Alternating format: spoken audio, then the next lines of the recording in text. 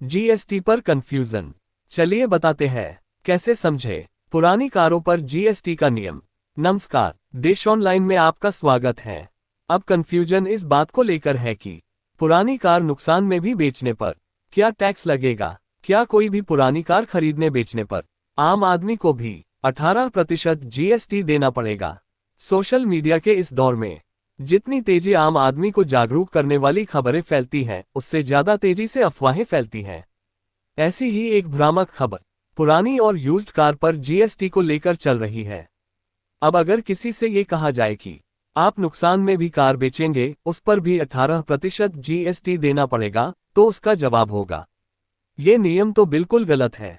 दरअसल ये सच है कि यूज्ड और पुरानी कार को लेकर जीएसटी की दरों में बदलाव हुआ है।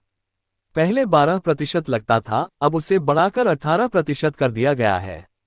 ये फैसला पिछले हफ्ते हुई जीएसटी काउंसिल की बैठक में लिया गया है। अब कंफ्यूजन इस बात को लेकर है कि पुरानी कार नुकसान में भी बेचने पर क्या टैक्स लगेगा। क्या कोई भी पुरानी कार खरीदने बेचने पर आम आदमी को भी 18% जीएसटी देना पड़ेगा।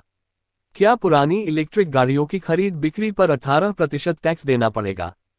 पुरानी कार जीएसटी को लेकर ये नया नियम।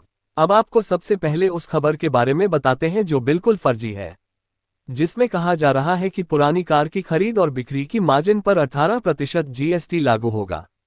उदाहरण ये दिया जा रहा है कि अगर 12 लाख में खरीदी कार को 9 लाख रुपये में बेचते हैं तो इसके मार्जिन पर 18% जीएसटी लगेगा। अब सवाल उठता है कि यहाँ तो पुरानी कार को बेचने पर 3 लाख रुपये का नुकसान हो रहा है, तो फिर क्या नुकसान पर भी 18% जीएसटी देना पड़ेगा। बस इसी गलत उदाहरण की वजह से लोग कंफ्यूज हैं। अब एक लाइन में कंफ्यूजन दूर करना है तो ये जान ले कि अगर खरीद की कीमत से कम दाम पर पुरानी कार को बेच रहे हैं तो कोई टैक्स नहीं देना पड़ेगा। यानी 12 लाख में खरीदी गई कार को कुछ साल के बाद 9 लाख रुपये में बेचने पर कोई टैक्स नहीं देना पड़ेगा, चाहे वो कार किसी आम आदमी के नाम पर हो या फिर किसी कंपनी के नाम पर रजिस्टर हो। यानी नुकसान में कार बेचने पर नो जीएसटी। एक बार फिर आपको बता दूं, अगर आम आदमी कोई पुरानी कार बेचता है या खरीदता है तो उस पर कोई टैक्स नहीं लगेगा, चाहे उस कार को बेचने पर मुनाफा भी हो रहा हो।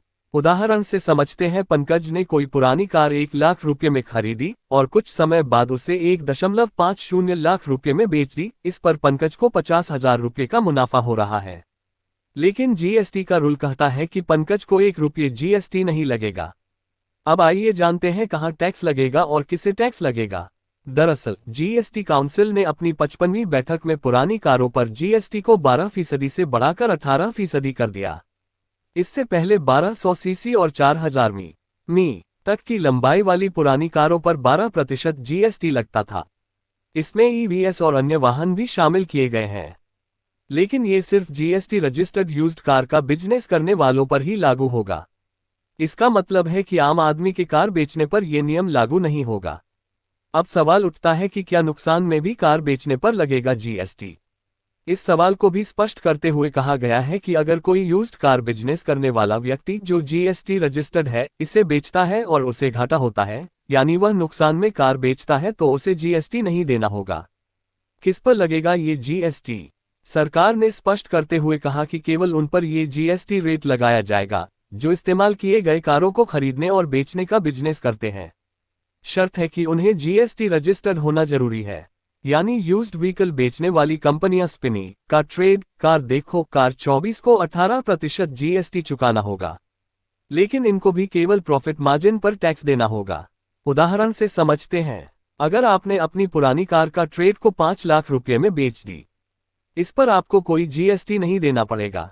लेकिन अगर का ट्रेड ने उस कार में कुछ बदलाव यानी मरम्मत के बाद 6 लाख रुपये में किसी ग्राहक को बेच दी, का ट्रेड ने मरम्मत पर करीब 50,000 रुपये खर्च किए। इस तरह से कार की लागत 5.50 लाख रुपये हो गई और उसने इस कार 6 लाख रुपये में बेची, यानी उसे इस कार पर 50,000 रुपये का प्रॉफिट हुआ। अब इसी प्रॉफिट मार्जिन पर 18% जीएसटी यानी 9,000 रुपये जीएसटी देना होगा। इसके अलावा देश में तमाम बड़ी कंपनियां बिजनेस के मद्देनजर एक साथ दर्जनों नई गाड़ियां खरीदती हैं और वो इस टैक्स छूट का लाभ लेती हैं। लेकिन अगर वो इन कारों को बेचती हैं तो उस पर एक शर्त के साथ जीएसटी चुकाना होता है।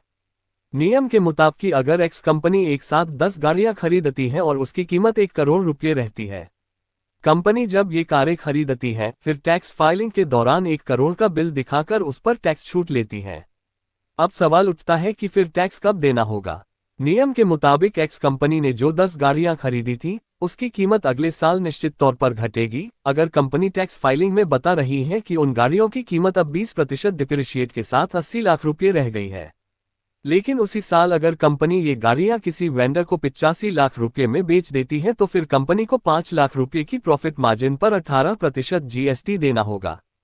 क्योंकि आयकर टैक्स छूट के दौरान कंपनी ने गाड़ियों की कीमत 80 लाख रुपये बताई थी, जबकि वो उसे 85 लाख रुपये में बेच रही है, इस तरह से उसे 5 लाख रुपये के प्रॉफिट मार्जिन पर 18% यानी 90,000 रुपये जीएसटी देना होगा।